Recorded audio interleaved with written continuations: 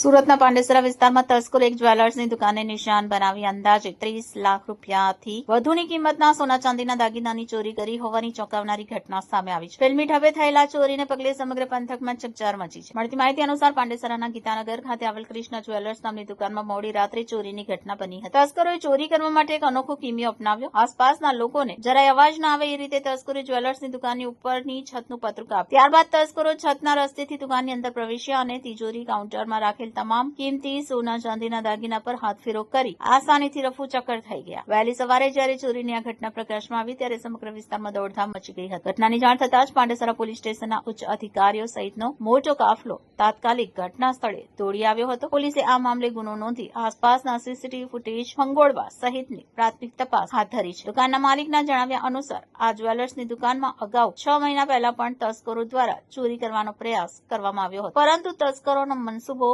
પાર પાડી શક્યા ન હતા અને ભાગી ગયા હતા. આ વખતે તસ્કરો પાક બની ચૂકી છે.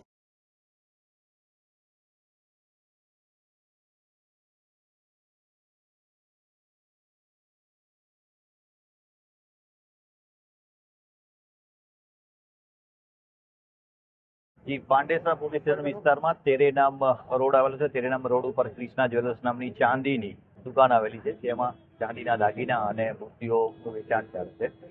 એના માલિક છે મનોજભાઈ સોની. મનોજભાઈ સોનીના કહેવા પ્રમાણે ગઈકાલ રાત્રે મોડી રાતથી વહેલી સવારમાં કોઈ ચોર ઇસમે દુકાન પતરાના શેડ વાળી હોય, ઉપરના પતરા કોઈ પણ કાતર અથવા તો હથિયાર વડે કાપી અંદર પ્રવેશ કરી અલગ અલગ દાગીના અને મૂર્તિઓ ચાંદી લઈ ગયેલની હકીકત જણાવે છે. એ બાબતની ફરિયાદ તજવીજ ચાલુમાં છે. ફરિયાદી તરફથી કેટલો માલ સ્ટોકમાં હાજર હતો, ગઈકાલ સુધી કેટલો માલ વેચાયો છે અને ખરેખર સ્ટોક કેટલો હતો એનું મેળવણું ચાલી રહેલ છે. એ મેળવણું થઈ ગયા પછી ફરિયાદી તરફથી ખરેખર કેટલા ચાંદીના દાગીના અને મૂર્તિની ચોરી થયેલ છે એ બાબતે જણાવી શકશે. ફરિયાદી પ્રક્રિયા ચાલુમાં.